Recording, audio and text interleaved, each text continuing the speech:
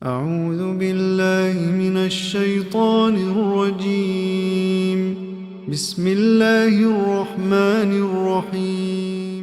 إنما أمرت أن أعبد رب هذه البلدة الذي حرمها وله كل شيء وأمرت أن أكون من المسلمين وأن أتلو القرآن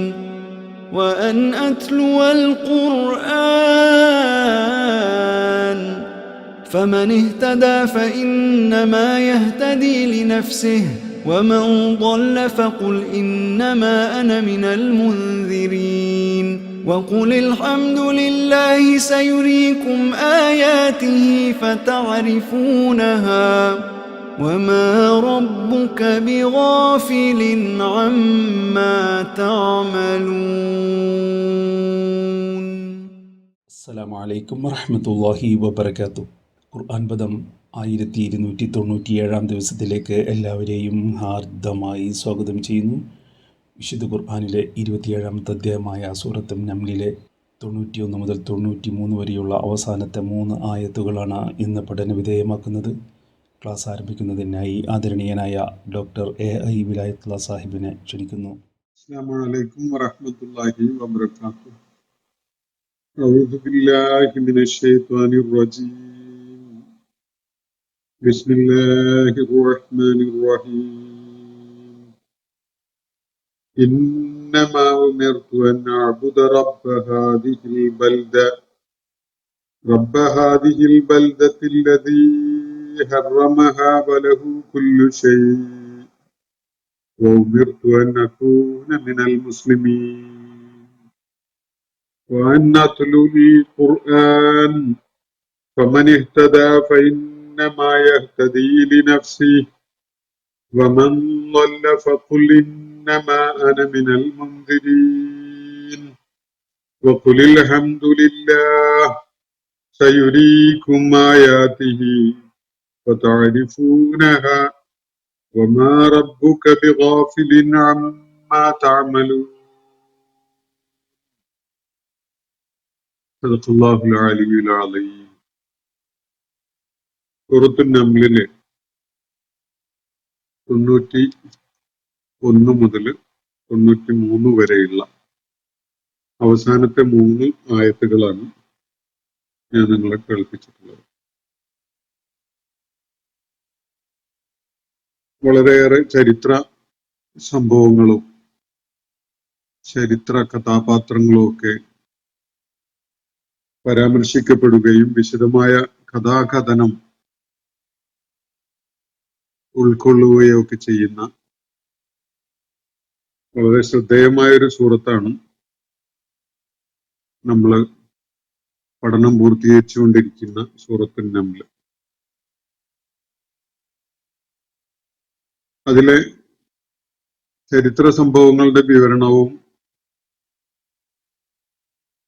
പ്രവാചകന്മാരുമായി ബന്ധപ്പെട്ടുകൊണ്ടുള്ള സുപ്രധാനമായ പല കാര്യങ്ങളുടെ വിവരണവും ഒക്കെ കഴിഞ്ഞതിനെ തുടർന്ന് മുഹമ്മദ് നബി സല്ലല്ലാഹു അലൈഹി വസല്ലം സമൂഹത്തെ അഭിസംബോധന ചെയ്തുകൊണ്ടിരിക്കുന്ന മക്കയിലെ ആ കാലഘട്ടത്തിലെ സമൂഹത്തെ അഭിസംബോധന ചെയ്തുകൊണ്ടും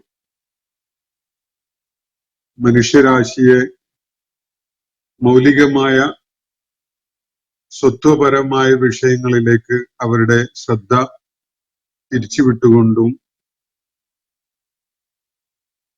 വളരെ ആശയസമ്പുഷ്ടമായ കാര്യങ്ങളാണ് സൂറത്തിന്റെ അവസാനത്തിൽ നമ്മൾ കാണുകയുണ്ടായത്. മനുഷ്യന് പടച്ച തമ്പുരാൻ നൽകിയിട്ടുള്ള ദൈക്ഷണികമായ കഴിവുകളും സാധ്യതകളും ഒക്കെ ഇത്തരം തട്ടിയുണർത്തലുകൾ ഉണ്ടാകുന്നതോടെ പ്രവർത്തനക്ഷമമാകുന്നു. അവര് ചിന്തയുള്ളവരായി മാറുന്നു.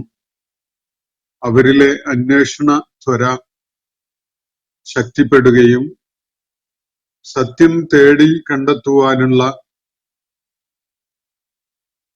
ഒരു ആവേശം അവരിൽ ഉണരുകയും ചെയ്യുക എന്നതാണ് അതിന്റെ സ്വാഭാവികമായിട്ടുള്ള ഫലം. ഇത് പക്ഷെ എല്ലാവരിലും പ്രവർത്തനക്ഷമമായിക്കൊള്ളണം എന്നില്ല. സത്യം തേടുന്ന ഒരു മനസ്സുള്ള, അടിസ്ഥാനപരമായ സത്യസന്ധത എല്ലാറ്റിലും കൈമുതലായിട്ടുള്ള ആളുകളുടെ കാര്യത്തില് ഇത് വളരെ വേഗത്തില് ഫലമുളവാക്കും. എന്നാൽ താല്പര്യങ്ങളുടെ പുറകെ, ജഡികവും ഭൗതികവുമായ താല്പര്യങ്ങളുടെയും ആസക്തികളുടെയും ഒക്കെ പുറകെ പോകുന്ന ആളുകളെ സംബന്ധിച്ചിടത്തോളം ഇത്തരം തട്ടിയുണർത്തലുകള് ഒരു താക്കീത് എന്നുള്ള നിലക്ക് ഫലം ചെയ്തെങ്കിലായി എന്നേ പറയാൻ പറ്റുള്ളൂ. മനുഷ്യരെപ്പോഴും അങ്ങനെയാണ്. രണ്ട് വിഭാഗങ്ങളായിട്ടേ നമുക്ക് അവരെ കാണാൻ കഴിയുള്ളൂ. ഒന്നുകിൽ ഹക്ക് അന്വേഷിച്ച് കണ്ടെത്താൻ താല്പര്യമുള്ള, അതിനുവേണ്ടി സന്നദ്ധത കാണിക്കുന്ന, നന്മയോട് ആഭിമുഖ്യമുള്ള, തഖ്വയുള്ള ആളുകളായിട്ടായിരിക്കും അവരുണ്ടാവുക. അതല്ലെങ്കിൽ അവരുടെ ജഡികമായ പല താല്പര്യങ്ങളുടെയും പുറകെ ഓടുന്ന, സത്യത്തിനും പ്രാപഞ്ചിക യാഥാർത്ഥ്യങ്ങൾക്കും ഒന്നും ഒരു പ്രാധാന്യവും വിലയും കൽപ്പിക്കുകയൊന്നും ചെയ്യാത്ത വളരെ ഇടുങ്ങിയ മനസ്സിന്റെ ഉടമകളായ ആളുകളായിരിക്കും. ഈ രണ്ട് വിധത്തില് രണ്ട് വിഭാഗത്തിനെ സംബന്ധിച്ചിടത്തോളവും ഈ ഉണർത്തലുകൾ, വിശുദ്ധ ഖുർആനിലെ ഇത്തരം ശ്രദ്ധേയമായ ഇടപെടലുകള് അതിൻ്റെതായ ഫലം ഉളവാക്കിക്കൊണ്ടിരിക്കുന്നുണ്ടാകും. ഇന്നലെ നമ്മൾ വായിച്ച ഭാഗത്ത് അള്ളാഹു മനുഷ്യന്റെ ബോധപൂർവമായിട്ടുള്ള അവര് തിരഞ്ഞെടുക്കുന്ന ആ നന്മയുടെ വഴി സ്വീകരിക്കുന്നതിന് അള്ളാഹു വർദ്ധിച്ച പ്രതിഫലം നിശ്ചയിച്ചിട്ടുണ്ട് എന്ന കാര്യം ചൂണ്ടിക്കാണിക്കപ്പെടുന്ന കാണുകയുണ്ടായി. മൻ ജാഅ ബിൽ ഹസനതി ഫലഹു ഖൈറും മിൻഹ. ഒരു നന്മയുമായിട്ടാണ് ഒരാള് അള്ളാഹുവിന്റെ അടുക്കലേക്ക് മടങ്ങിയെത്തുന്നതെങ്കിൽ തീർച്ചയായിട്ടും അയാൾ പ്രവർത്തിച്ച ആ നന്മയേക്കാൾ എത്രയോ ഉത്തമമായ പ്രതിഫലമാണ് അയാൾക്ക് നൽകപ്പെടുക. മാത്രവുമല്ല, ആ അന്ത്യനാളിന്റെ സകലവിധ വിഹ്വലതകളിൽ നിന്നും അവര് നിർഭയരായിരിക്കും, സുരക്ഷിതരായിരിക്കും. അന്ത്യനാളിന്റെ വിഹ്വലത ആകാശങ്ങളിലും ഭൂമിയിലുമുള്ള സകലരെയും വിറകൊള്ളിക്കുന്ന ആ ഘട്ടത്തില് അള്ളാഹു ഉദ്ദേശിച്ചവര് മാത്രമാണ് നിർഭയരായിട്ട് കഴിയുക, അവര് മാത്രമാണ് അതിൽ നിന്ന് മാറ്റി നിർത്തപ്പെടുക എന്നത് നേരത്തെ അള്ളാഹു ഈ സൂറത്തിൽ ചൂണ്ടിക്കാണിച്ചത് നമ്മൾ കാണുകയുണ്ടായിട്ടുണ്ട്. എന്നാൽ അന്നാളില് സയ്യിഅത്ത് ചെയ്തതിന്റെ അല്ലെങ്കിൽ തിന്മകളുടെ പേരിൽ അറിയപ്പെട്ട തിന്മകളുമായി, അതാണ് ഒരാളുടെ ജീവിത സമ്പാദ്യം എന്നുള്ള നിലക്ക് അതുമായിട്ട് അള്ളാഹുവിന്റെ അടുക്കിലേക്ക് തിരികെ എത്തുന്ന ആളുകള്, അള്ളാഹു നൽകിയ ഏറ്റവും സുപ്രധാനമായ അവസരത്തെ പാഴാക്കി കളഞ്ഞു കുളിച്ച് നഷ്ടപ്പെടുത്തി വരുന്ന ആളുകളാണ്. ആ ആളുകള് ഫകുബ്ബത്ത് വുജൂഹുഹും ഫിന്നാർ, അവര് നരകത്തിൽ മുഖം കുത്തി വീഴും എന്നാണ് ഖുർആൻ ഇവിടെ ചൂണ്ടിക്കാണിക്കുന്നത്. ഹൽ തുജ്സൗന ഇല്ലാ മാ കുന്തും തഅമലൂൻ. എന്നിട്ട് അല്ലാഹു അവര് പ്രവർത്തിച്ചതല്ലാത്ത വല്ലതും അവർക്ക് പ്രതിഫലമായി ലഭിക്കുമോ എന്നൊരു ചോദ്യവും അവിടെ ഉന്നയിക്കുന്നുണ്ട്. അതൊരു റെറ്റോറിക്കൽ ക്വസ്റ്റ്യൻ ആണ്. അതിന്റെ ഉത്തരം അതിൽ തന്നെ അടങ്ങിയിട്ടുണ്ട്. ഓരോരുത്തർക്കും അവരുടെ പ്രവർത്തനത്തിനുള്ള പ്രതിഫലമല്ലാതെ ഒരിക്കലും നൽകപ്പെടുകയില്ല. പ്രവർത്തനം നല്ലതാണെങ്കിൽ അതിനുള്ള പ്രതിഫലം അല്ലാഹു ഇരട്ടിക്കിരട്ടിയായി വർദ്ധിപ്പിച്ചു കൊടുത്തെന്ന് വരും. അത് അല്ലാഹുവിന്റെ ഔദാര്യമാണ്. പ്രവർത്തനം ചീത്തയാണെങ്കിൽ ഏറ്റവും അയാൾ അർഹിക്കുന്ന തത്തുല്യമായ ഒരു ശിക്ഷയാണ് അയാൾ ഏറ്റുവാങ്ങേണ്ടി വരിക എന്ന് അല്ലാഹു പിന്നിട്ട ആയത്തുകളിൽ വ്യക്തമാക്കിയത് നമ്മൾ കണ്ടതാണ്. അപ്പോ അതിനെ തുടർന്നാണ് നബി സല്ലല്ലാഹു അലൈഹി വസല്ലമയോട് ഒരു കാര്യം പ്രഖ്യാപിക്കാൻ വേണ്ടി അള്ളാഹു നിർദ്ദേശിക്കുന്നത്. അവിടെ പ്രവാചകരെ താങ്കൾ പ്രഖ്യാപിക്കുക എന്ന് നമ്മൾ ചേർത്ത് വായിക്കേണ്ട വിധത്തിലാണ് അതിന്റെ ശൈലി. വാചകഘടനയിൽ അതില്ല. പക്ഷെ അത് ചേർത്ത് അതിനോട് വായിച്ച് നമ്മളത് ഉൾക്കൊള്ളുമ്പോൾ മാത്രമേ മുകളില് വായിച്ചിട്ടുള്ള ആയത്തുകളും തുടർന്ന് വരുന്ന ഈ ആയത്തുകളും തമ്മിലുള്ള ബന്ധം നമുക്ക് സ്ഥാപിക്കാനോ മനസ്സിലാക്കാനോ ഒക്കെ കഴിയുള്ളൂ. അതുകൊണ്ട് പല വിവർത്തകരും ബ്രാക്കറ്റിൽ അങ്ങനെ ഒന്ന് എഴുതി ചേർത്തേ കാണാൻ കഴിയും. പ്രവാചകരെ അവരോട് പറയുക എന്ന വിധത്തില് ചിലർ എഴുതി ചേർത്തിട്ടുണ്ടാവും. അത് ഇവിടെ ഖുർആൻ ആയത്തുകളുടെ ഭാഗമായിട്ടുള്ള കാര്യമല്ല. പക്ഷെ വാചക ഘടനയും അതിന്റെ ആശയവും ഉൾക്കൊള്ളുമ്പോൾ നബി സല്ലല്ലാഹു അലൈഹി വസല്ലമക്ക് അള്ളാഹു തന്റെ സമൂഹത്തെ കേൾപ്പിക്കാനായിട്ടുള്ള ഒരു നിർദ്ദേശമായിട്ട് നൽകപ്പെട്ടതാണിത് എന്നത് ഉൾക്കൊള്ളുക പ്രയാസവുമില്ല. നബി സല്ലല്ലാഹു അലൈഹി വസല്ലം അവരോട് പറയുന്ന കാര്യം ഇതാണ്: ഇന്നമാ ഉമിർതു അൻ അഅ്ബുദ റബ്ബ ഹാദിഹിൽ ബൽദ. ഈ പട്ടണത്തിന്റെ നാഥനെ ആരാധിക്കുവാനാണ്, അവന് വഴിപ്പെടുവാനാണ്, അവന് അടിമപ്പെടുവാനാണ്, അത് മാത്രമാണ് ഞാൻ കൽപ്പിക്കപ്പെട്ടിരിക്കുന്നത്. ഇന്നമാ ഉമിർത്തു, നിശ്ചയമായിട്ടും എനിക്ക് നൽകപ്പെട്ടിരിക്കുന്ന ആജ്ഞ, എനിക്ക് നൽകപ്പെട്ടിരിക്കുന്ന നിർദ്ദേശം ഇത് മാത്രമാണ്. അൻ അഅ്ബുദ റബ്ബ ഹാദിഹിൽ ബൽദ, ഈ ബൽദത്തിന്റെ റബ്ബിനെ ആരാധിക്കുക എന്നതാണ്, അവന് വിധേയപ്പെടുക എന്നതാണ്, അവനെ അനുസരിക്കുക എന്നതാണ്. ഈ ബൽദത്തിന്റെ, ബൽദത്ത് എന്നതുകൊണ്ട് ഇവിടെ മക്കയെയാണ് സൂചിപ്പിക്കുന്നത് എന്നത് വളരെ വ്യക്തമാണ്. മക്കയിൽ നബി സല്ലല്ലാഹു അലൈഹി വസല്ലമയുടെ ദൗത്യ നിർവഹണത്തിന്റെ ആദ്യഘട്ടത്തില് ഒരുപക്ഷെ ഏതാനും വർഷങ്ങൾ പിന്നിട്ട പ്രതിസന്ധികൾ നിറഞ്ഞ ആ ഘട്ടത്തിലാണ് ഈ സൂറത്ത് അവതരിക്കുന്നത്. അപ്പോ മക്കയെ പരാമർശിച്ചുകൊണ്ടാണ് അള്ളാഹു ഇവിടെ പറയുന്നത്, പ്രവാചകരെ അവരോട് ഇങ്ങനെ പ്രഖ്യാപിക്കുക, എന്നോട് കൽപ്പിക്കപ്പെട്ടിരിക്കുന്നത് ഈ ഒരു കാര്യം മാത്രമാണ്, ഈ നാട്ടിന്റെ, ഈ ബൽദത്തിന്റെ, ഈ പട്ടണത്തിന്റെ നാഥന് വിധേയപ്പെടുക എന്നതാണ്. അന അഅ്ബുദ റബ്ബ ഹാദിഹിൽ ബൽദ എന്നാണ് ഇവിടെയുള്ള പ്രയോഗം. ഞാൻ ഇബാദത്ത് ചെയ്യുവാൻ എന്നാണ്.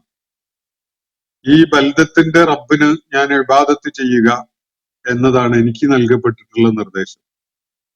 ഇബാദത്ത് ചെയ്യുക എന്നതിലെല്ലാം അടങ്ങിയിട്ടുണ്ട്.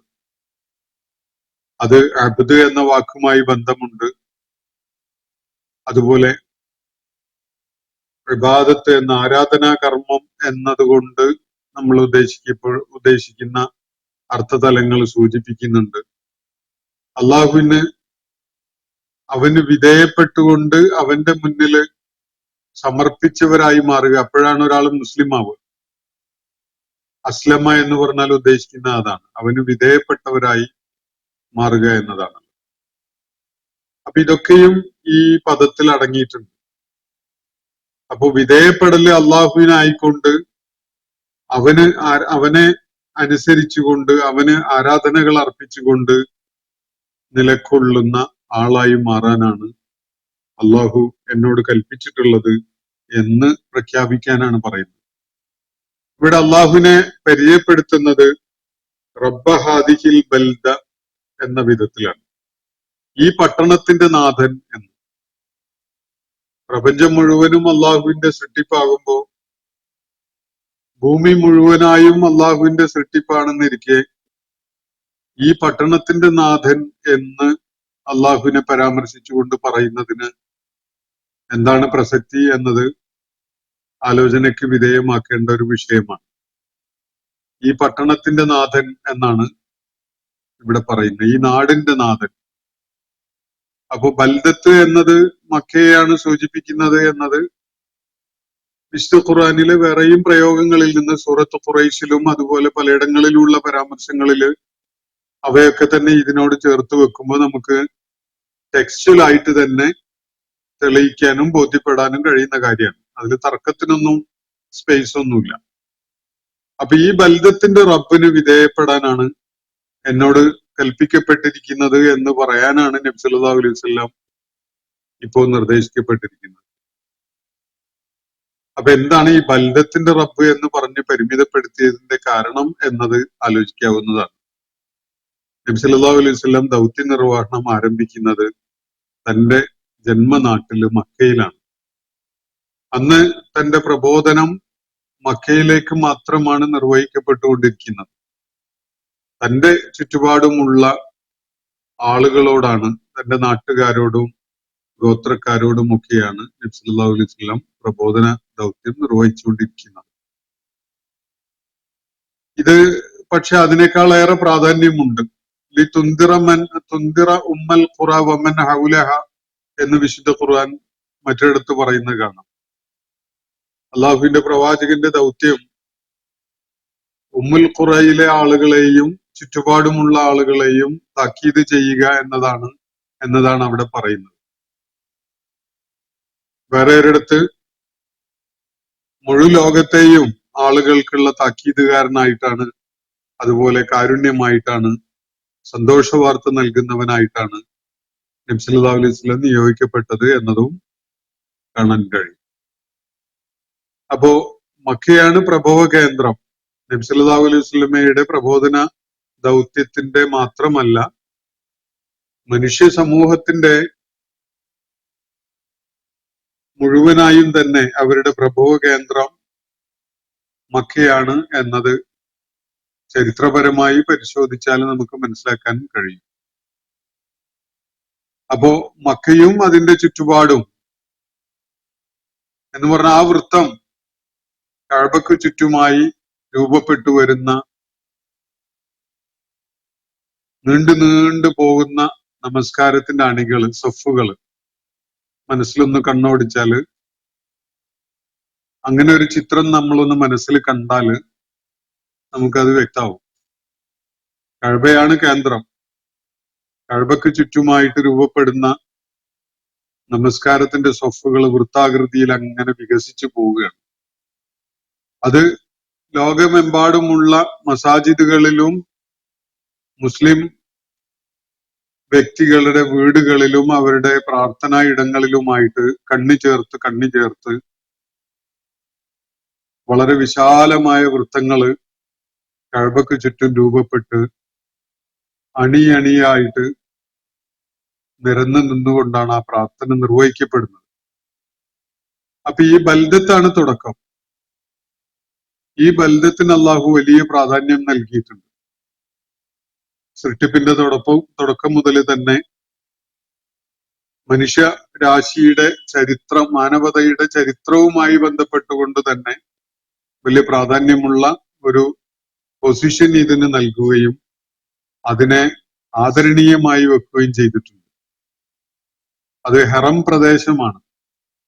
അള്ളാഹു ആദരിച്ച, അള്ളാഹു ചില നിബന്ധനകളൊക്കെ പാലിക്കണമെന്ന് നിർദ്ദേശിച്ചിട്ടുള്ള ഒരു വിശുദ്ധ പ്രദേശമായിട്ട് പ്രഖ്യാപിക്കപ്പെട്ട സ്ഥലമാണ്. അവിടുന്നാണ് നബി സല്ലല്ലാഹു അലൈഹി വസല്ലമയുടെ ദൗത്യ നിർവഹണം ആരംഭിക്കുന്നത്. പ്രബോധന ദൗത്യം ഈ പ്രദേശത്ത് പരിമിതപ്പെട്ടിരുന്ന ഒരു കാലത്താണ് ഈ കാര്യം പ്രഖ്യാപിക്കാൻ വേണ്ടി നബി സല്ലല്ലാഹു അലൈഹി വസല്ലം നിർദ്ദേശിക്കപ്പെടുന്നത്. ആ ഘട്ടത്തിലാണ് മക്കയുടെ പ്രാധാന്യം ബോധ്യപ്പെടുത്തിക്കൊണ്ട് അള്ളാഹു ഇങ്ങനെ ഒരു പരാമർശം നടത്താൻ നബി സല്ലല്ലാഹു അലൈഹി വസല്ലമയെ ചുമതലപ്പെടുത്തുന്നത്. റബ്ബ ഹാദിഹിൽ ബൽദത്തില്ലദി ഹറമഹ, അവൻ അതിനെ പവിത്രമാക്കി വെച്ചിട്ടുണ്ട്. പവിത്രമായി അള്ളാഹു പവിത്രമാക്കി വെച്ചിട്ടുള്ള ഈ പട്ടണത്തിന്റെ നാഥന് വിധേയപ്പെടാനും അവന് കീഴ്പ്പെടാനും അവനെ അനുസരിച്ചുകൊണ്ട് അവന് ആരാധനകൾ അർപ്പിക്കുവാനുമാണ് ഞാൻ കൽപ്പിക്കപ്പെട്ടിട്ടുള്ളത് എന്നാണ് ഇവിടെ നബി സല്ലല്ലാഹു അലൈഹി വസല്ലം പറയേണ്ടത്. അപ്പോ ഈ നാടിന്റെ ഒരു പ്രത്യേകത, അള്ളാഹു ആ നാട്ടിലാണ് അവന് വിധേയപ്പെടൽ പ്രഖ്യാപിക്കുന്ന പ്രാർത്ഥനകൾ നിർവഹിക്കാൻ വേണ്ടി ഭൂമുഖത്ത് ആദ്യമായിട്ട് ഒരു ഭവനം നിർമ്മിക്കാൻ തെരഞ്ഞെടുത്തിട്ടുള്ളത് ആ നാടാണ്. അള്ളാഹുവിന്റെ ഇബാദത്ത് നിർവഹിക്കുന്നതിന് വേണ്ടിയായി ഭൂമുഖത്ത് ആദ്യമായി പണിയപ്പെട്ട ഒരു ഭവനം അവിടെയാണ്. ആ ഭവനത്തിന്റെ സാന്നിധ്യം കാരണമായി അറബ് ഭൂപ്രദേശങ്ങളിലെ പലയിടങ്ങളിലും നടന്നുകൊണ്ടിരിക്കുന്ന സംഘർഷഭരിതമായ ഏറ്റുമുട്ടലുകളുടെയും രക്തച്ചൊരിച്ചിലിന്റെയും ഒക്കെയായ അവസ്ഥകളൊന്നും തന്നെ മക്കയില് കഅബയുടെ സാന്നിധ്യം കാരണമായിട്ടുണ്ടാവുന്നില്ല. അത് നിർഭയത്വമുള്ള ശാന്തി സമാധാനം നിലനിൽക്കുന്ന ഒരു ഭൂപ്രദേശമാണ്. അഷ്ഹുറുൽ ഹുറുമിന്റെ പ്രാധാന്യം കാരണമായിട്ട് വർഷത്തിലൊരു ദീർഘമായ ഒരു കാലം തന്നെ യാതൊരു വിധത്തിലുള്ള ഏറ്റുമുട്ടലും അതുപോലെ സംഘർഷവും ഒന്നുമില്ലാതെ ശാന്തമായ അവസ്ഥയിൽ ആ പ്രദേശവും സമീപ പ്രദേശങ്ങളും ഒക്കെ തന്നെ നിലകൊള്ളുകയാണ്. അപ്പോ മനുഷ്യരാശിയുടെ അള്ളാഹുമായുള്ള ബന്ധം അവരെ ഓർമ്മിപ്പിക്കുകയും അത് ഊട്ടിയുറപ്പിക്കുകയും നിലനിർത്തുകയും ഒക്കെ ചെയ്യുന്നതിന് വേണ്ടി അള്ളാഹു വെച്ചിട്ടുള്ള ഒരു സംവിധാനമാണ്. ആ മക്കയിലെ അള്ളാഹുവിന്റെ വിശിഷ്ടമായ പവിത്രമായ പാവനമായ ആ പട്ടണത്തിന്റെ ആളുകളോട് അഭിസംബോധന ചെയ്തുകൊണ്ട് അവരുടെ നാട്ടിന് ഇത്രയേറെ ആദരണീയത നൽകിയിട്ടുള്ളത് അള്ളാഹുവിന്റെ ആ നടപടിയാണ് എന്നത് ബോധ്യപ്പെടുത്തുകയാണ് ഇവിടെ. അതിന്റെ അർത്ഥം ആ നാടിന് മാത്രമേ അങ്ങനെ ആ നാട്ടിന്റെ മാത്രം റബ്ബ് ആണ് അള്ളാഹു എന്നൊരു സൂചനയല്ല. തുടർന്നുള്ള ആയത്തുകളിൽ അത് വ്യക്തമാക്കപ്പെടുന്നുണ്ട്. ഈ നാടിന് പവിത്രതയുണ്ട്, ആദരണീയതയുണ്ട്. അത് അള്ളാഹുവിന്റെ ഒരു നടപടിക്രമമായിട്ട് വന്നു ചേർന്നിട്ടുള്ളതാണ്. അതുകൊണ്ട് മക്കയിലെ ആളുകള് ഈ പട്ടണത്തിന്റെ നാഥനോട് കൂടുതലായിട്ട് കടപ്പെട്ടിട്ടുണ്ട് എന്നതാണ് അവരെ അള്ളാഹു ഓർമ്മിപ്പിക്കുന്നത്. അവര് ഈ പട്ടണത്തിന്റെ നാഥനോട് ഏറെ കടപ്പാടുകൾ ഉള്ളവരാണ്, ആവേണ്ടതാണ് എന്നതാണ് നൽകപ്പെടുന്ന സൂചന. അപ്പോ ഞാൻ കൽപ്പിക്കപ്പെട്ടിരിക്കുന്നത് ഇത് മാത്രമാണ്, അൻ അഅ്ബുദ റബ്ബ ഹാദിഹിൽ ബൽദ.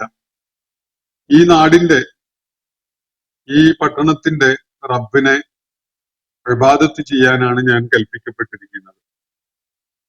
ആ റബ്ബിന്റെ പ്രത്യേകത അല്ലദീ ഹറമഹ, അവൻ അതിനെ പവിത്രമാക്കിയിരിക്കുന്നു, പാവനമാക്കിയിരിക്കുന്നു, ആദരണീയമാക്കിയിരിക്കുന്നു. കഅബ അവിടെ സ്ഥാപിച്ചുകൊണ്ടാണ് ആ നാടിന് അള്ളാഹു ഈ ആദരണീയത നൽകിയിട്ടുള്ളത്. അതുകൊണ്ടാണ് നമ്മൾ അതിനോട് ചേർത്ത് മസ്ജിദുൽ ഹറാം എന്ന് അവിടെ കഅബയുടെ ചുറ്റുപാടുമുള്ള ആ മസ്ജിദിനെ നമ്മൾ മസ്ജിദുൽ ഹറാം എന്ന വിധത്തില് പരാമർശിക്കുന്നത്. അതുകൊണ്ടാണ് അള്ളാഹു ആ നാടിനെ പലതിനും പല കാര്യങ്ങൾക്കും നിഷിദ്ധമാക്കുക വഴി ആ നാടിനെ ആദരണീയമാക്കിയിരിക്കുന്നു, പവിത്രമാക്കിയിരിക്കുന്നു. ഹറമ എന്ന് പറഞ്ഞാല് രണ്ടും പെടുന്നുണ്ട്. പലതും അവിടെ നിഷിദ്ധമാണ്, ചെയ്തുകൂടാൻ പാടില്ലാത്തതാണ്. ആ ചെയ്തുകൂടാൻ പാടില്ലായിക എന്ന വിധത്തിൽ ചില നിബന്ധനകൾ വെച്ചിട്ടുള്ളത് ആ നാടിനെ പവിത്രമാക്കുന്നതിന്റെ ഭാഗമായിട്ടാണ്, അതിനെ ആദരണീയമാക്കുന്നതിന്റെ ഭാഗമായിട്ടാണ്. മസ്ജിദുൽ ഹറാം എന്ന് പറയുന്നതിന്റെ സൂചന അതാണ്. ചില കാര്യങ്ങളൊക്കെ അവിടെ നിഷിദ്ധമാക്കിയിട്ടുണ്ട്. ആ നിഷിദ്ധമാക്കിയിട്ടുള്ളത് അതിനെ പാവനമാക്കുന്നതിന് വേണ്ടിയാണ്, അതിനെ ആദരണീയമാക്കി നിലനിർത്തുന്നതിന് വേണ്ടിയാണ്. അപ്പോ ആദരണീയതയുടെ പേരിൽ എടുത്തു പറയേണ്ട ഒരു ഭവനം അല്ലെങ്കിൽ ഒരു പട്ടണം, അതേപോലെ ചില കാര്യങ്ങള് നിഷിദ്ധമാക്കപ്പെട്ടതിന്റെ പേരിൽ എടുത്തു പറയേണ്ട ഒരു പ്രദേശം കൂടിയാണ്. അല്ലദീ ഹറമഹ, എന്നിട്ട് അള്ളാഹു പറയുന്ന വലഹു കുല്ലു ഷൈ. ഈ പട്ടണത്തിന്റെ നാഥൻ എന്ന് പറഞ്ഞത് ആരിലും ഒരു തെറ്റിദ്ധാരണയും ഉണ്ടാക്കേണ്ടതില്ല, ബാക്കിയുള്ളതിന്റെ നാഥൻ വേറെ എവിടെയുണ്ട് എന്നുള്ള. അങ്ങനെയല്ല. വലഹു കുല്ലു ഷൈ, അവന്റേതാണ്, അവന്റെ ഉടമസ്ഥതയിലുള്ളതാണ് എല്ലാ സംഗതിയും. ആർക്കും ഒരു തെറ്റിദ്ധാരണയും വേണ്ട. ഈ പട്ടണത്തിന്റെ മാത്രം ദൈവമാണ് അള്ളാഹു, മക്കൾക്കായിട്ടുള്ള ഒരു ദൈവം. അങ്ങനെ ഒരു തെറ്റിദ്ധാരണ ആർക്കും വേണ്ട. മക്ക തീർച്ചയായിട്ടും പ്രാധാന്യമുള്ളതാണ്, പവിത്രമാണ്, ആദരണീയമാണ്. അതുകൊണ്ട് തന്നെ മക്കയെ ആദരണീയമാക്കിയ അള്ളാഹു മക്കയുടെ നാഥൻ എന്ന പേരിൽ സ്വയം പരാമർശിക്കുന്നതിൽ യാതൊരു കുഴപ്പമില്ല. വലഹു കുല്ലു ഷൈഇൻ, അവനുള്ളതാണ്, അവന്റേതാണ്, അവന്റെ ഉടമസ്ഥതയിലാണ് സകല സംഗതികളും. വഉമിർതു അൻ അകൂന മിനൽ മുസ്ലിമീൻ, കീഴ്പ്പെടാൻ സന്നദ്ധരായ ആളുകളുടെ കൂട്ടത്തില് പെടുവാനാണ് ഞാൻ നിർദ്ദേശിക്കപ്പെട്ടിരിക്കുന്നത്. ഉമിർത്തു, ഞാൻ ആജ്ഞാപിക്കപ്പെട്ടിരിക്കുന്നു, കൽപ്പിക്കപ്പെട്ടിരിക്കുന്നു. അൻ അകൂന മിനൽ മുസ്ലിമീൻ, മുസ്ലിങ്ങളിൽ പെട്ടവനാകാനാണ് ഞാൻ നിർദ്ദേശിക്കപ്പെട്ടിരിക്കുന്നത്. കീഴ്പ്പെട്ടവനാകുക. ആർക്കും ഒരു തെറ്റിദ്ധാരണയും വേണ്ട.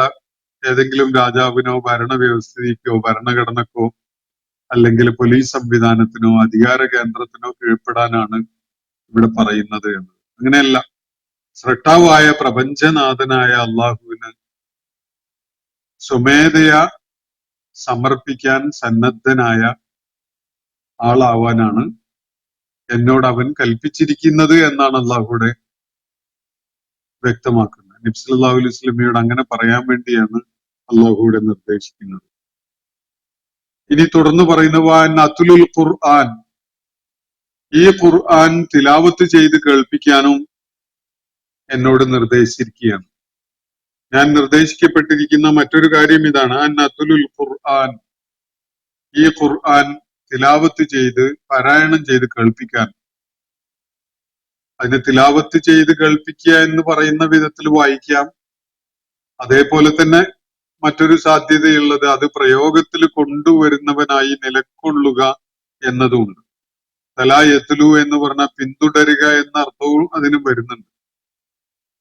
അപ്പോ ഞാൻ നിർദ്ദേശിക്കപ്പെട്ടിരിക്കുന്നത് ഈ വിശുദ്ധ ഖുർആനെ എല്ലാവരെയും പാരായണം ചെയ്ത് കേൾപ്പിക്കുക എന്നതും ആ വിശുദ്ധ ഖുർആന്റെ കർമ്മരൂപമായി അതിന്റെ ജീവിത കാണ്ഡമായിട്ട് സ്വയം പരിവർത്തിതനാകുവാനുമാണ് നിർദ്ദേശിക്കപ്പെട്ടിരിക്കുന്നത്.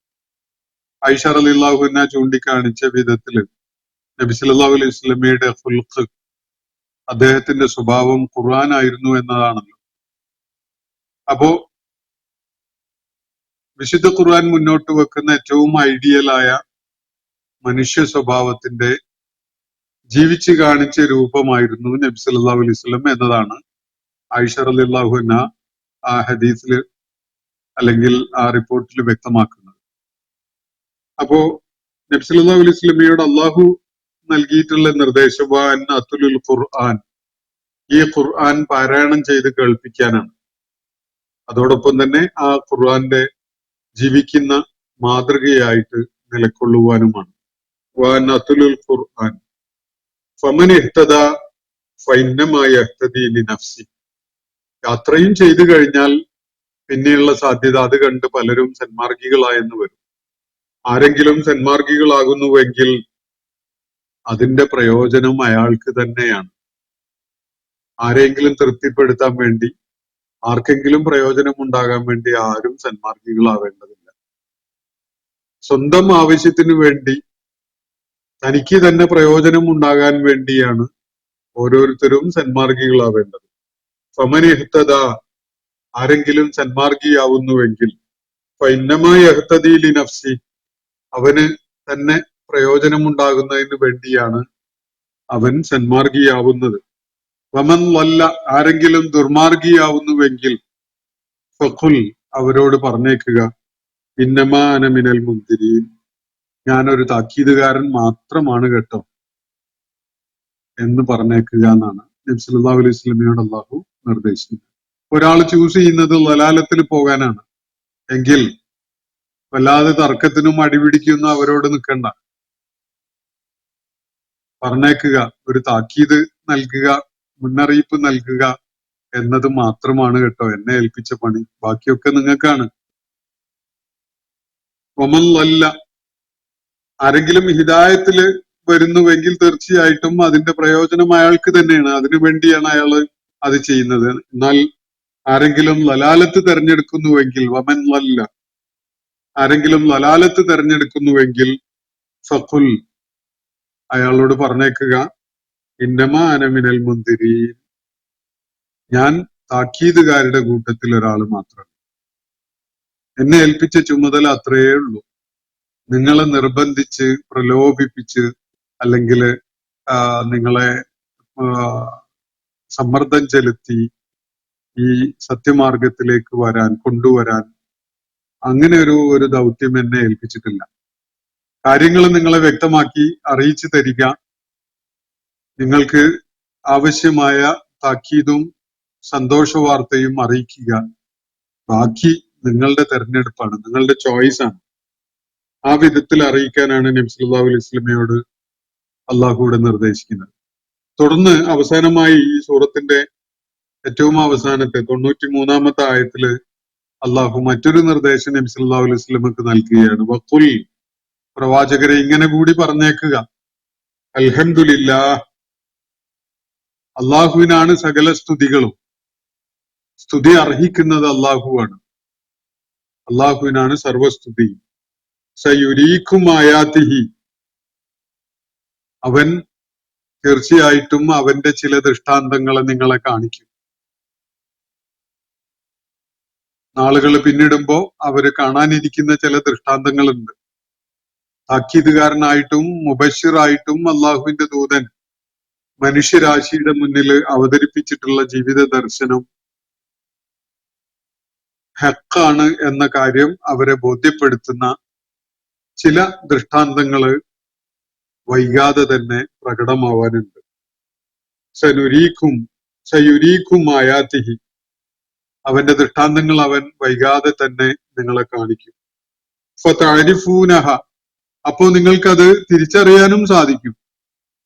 നിങ്ങളിലേക്ക് നിയോഗിക്കപ്പെട്ട പ്രവാചകൻ നേരത്തെ തന്നെ ഞങ്ങളോട് അല്ലെങ്കിൽ നിങ്ങളോട് പറഞ്ഞിട്ടുണ്ടായിരുന്ന കാര്യങ്ങളാണല്ലോ ഇപ്പോ തെളിഞ്ഞു വരുന്നത് എന്നത് നിങ്ങൾക്ക് മനസ്സിലാകും, നിങ്ങൾ അത് തിരിച്ചറിയും. ഫതഅരിഫൂനഹ, അള്ളാഹുവിന്റെ പ്രവാചകൻ നിർവഹിച്ചുകൊണ്ടിരിക്കുന്ന ദൗത്യം സത്യമായിരുന്നു എന്നത് അടിവരയിട്ട് ബോധ്യപ്പെടുത്തുന്ന ചില ദൃഷ്ടാന്തങ്ങൾ വൈകാതെ തന്നെ നിങ്ങൾക്ക് ദൃഷ്ടിഗോചരമായി അനുഭവവേദ്യമായി മാറും. വമാ റബ്ബുക ബിഗാഫിലിൻ അമ്മാ തഅമലൂൻ, അതോടൊപ്പം ഒരു കാര്യം കൂടി നിങ്ങൾ ചേർത്ത് മനസ്സിലാക്കിക്കൊള്ളുക, നിങ്ങൾ ചെയ്തുകൊണ്ടിരിക്കുന്ന കാര്യങ്ങളെ കുറിച്ചൊന്നും താങ്കളുടെ നാഥൻ അശ്രദ്ധനേ അല്ല. ആളുകൾ ചെയ്തുകൊണ്ടിരിക്കുന്ന കാര്യങ്ങള്, അവരെടുക്കുന്ന നിലപാടുകള്, അവരുടെ പ്രവർത്തനങ്ങള്, അവര് സ്വീകരിക്കുന്ന അവരുടെ സ്വഭാവ പ്രകൃതങ്ങള്, അതിന്റെയൊക്കെ അടിസ്ഥാനത്തിൽ അവരെ രൂപപ്പെടുത്തുന്ന അവരുടെ ജീവിതം, ഇതൊന്നും അള്ളാഹു കാണാതെ പോകുന്നില്ല. അതിനെക്കുറിച്ചൊന്നും അള്ളാഹു അശ്രദ്ധനേയല്ല. എന്ന് പറഞ്ഞാൽ അള്ളാഹു നിരന്തരം ഓരോരുത്തരെയും നിരീക്ഷിക്കുകയും വിലയിരുത്തുകയും അവർക്ക് അർഹതപ്പെട്ടത് എന്ത് എന്നത് തീരുമാനിച്ചു കൊണ്ടിരിക്കുകയും ചെയ്യുന്നുണ്ട് എന്നാണ് അള്ളാഹു ഇവിടെ സൂചിപ്പിക്കുന്നത്. ഒന്നും അവന്റെ ശ്രദ്ധയിൽ നിന്ന് വിട്ടുപോകുന്നതല്ല. വമാ റബ്ബുക ബിഗാഫിലിൻ അമ്മാ തഅമലൂൻ, ഒരു നിലക്കും നിന്റെ നാഥൻ നിങ്ങളുടെ പ്രവർത്തനങ്ങളെ കുറിച്ച് അശ്രദ്ധനാവുന്നേയില്ല. ഒരു വിചാരണ വളരെ ഇമ്മിനന്റ് ആണ്, സംഭവിക്കാനിരിക്കുന്നു എന്നത് ബോധ്യപ്പെടുത്തുകയാണ് ഇവിടെ. അതിലേക്കാണ് ഈ സൂചന. നിങ്ങളുടെ ചെയ്തികള് അതെന്ത് തന്നെ ആയാലും അള്ളാഹുവിന്റെ സംവിധാനത്തിൽ രേഖപ്പെടുത്തപ്പെടുന്നുണ്ട്. അള്ളാഹു അതിനെക്കുറിച്ച് കൃത്യമായ ബോധമുള്ളവനുമാണ്.